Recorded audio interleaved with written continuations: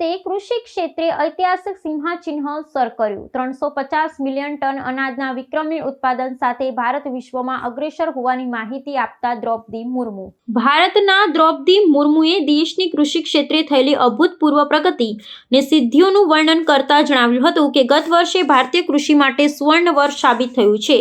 રાષ્ટ્રપતિ ભવન દ્વારા જાહેર કરાયેલી વિગતો અનુસાર ભારતે ગત વર્ષે 350 મિલિયન ટન ખાદ્યાન્નનું વિક્રમજનક ઉત્પાદન કરી ઇતિહાસ રચ્યો છે।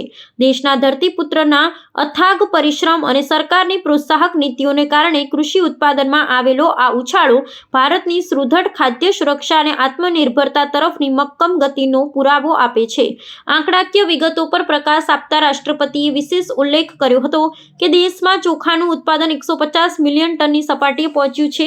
આ જંગી ઉત્પાદન સાથે ભારત હવે વિશ્વનો સૌથી મોટો ચોખા ઉત્પાદક દેશ બની ગયો છે, જે વૈશ્વિક સ્તરે ભારતની કૃષિ ક્ષમતાને રેખાંકિત કરે છે। માત્ર ધાન્ય પાક્યો જ નહીં, પરંતુ મત્સ્ય ઉદ્યોગમાં પણ ભારતે હરણફાળ ભરી છે। મત્સ્ય ઉત્પાદન ક્ષેત્રે ભારતે હવે વિશ્વનો બીજો સૌથી મોટો ઉત્પાદક દેશ બન્યો છે, જે સાગર ખેડૂઓ ને મત્સ્યપાલકોના આર્થિક ઉત્થાન માટે સરકાર દ્વારા લેવાયેલા પગલાંની સફળતા દર્શાવે છે।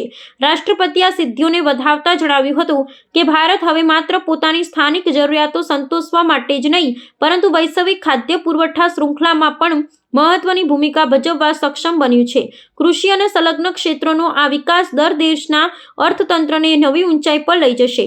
આગામી સમયમાં આધુનિક ટેકનોલોજી અને ટકાઉ ખેતી પદ્ધતિઓના ઉપયોગ દ્વારા આ ઉત્પાદન ક્ષમતામાં હજુ વધુ વૃદ્ધિ કરવાની નેમ વ્યક્ત કરવામાં આવી હતી, જેથી વિકસિત ભારતના સંકલ્પને સાકાર કરી શકાય। माननीय सदस्यगण, मुझे ये देखकर संतोष है कि आज देश के युवा किसान, श्रमिक और उद्यमी विकसित भारत के निर्माण में अपनी भूमिका का लगातार विस्तार कर रहे हैं।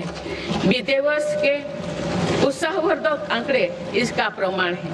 पिछले वर्ष में भारत ने रिकॉर्ड 350 मिलियन टन से ज्यादा खाद्यान्नों का उत्पन्न हुआ है। 150 मिलियन टन उत्पादन के साथ भारत दुनिया का सबसे बड़ा चावल उत्पादन देश बन गया है। हमारा देश विश्व का दूसरे सबसे बड़ा मछली उत्पादन देश भी बना है। ये ब्लू इकोनॉमी में देश की सफलता को दिखाता है।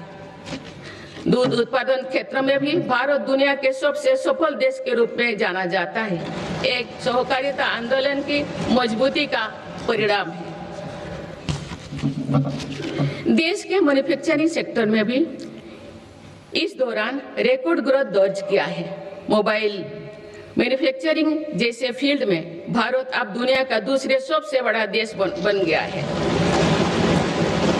2025-26 के पहले 5 महीने में भारत का स्मार्टफोन एक्सपोर्ट 1 लाख करोड़ रुपया के पार हो गया था। इस साल भारत ने 100 से अधिक देशों को इलेक्ट्रिक व्हीकल का निर्यात शुरू किया।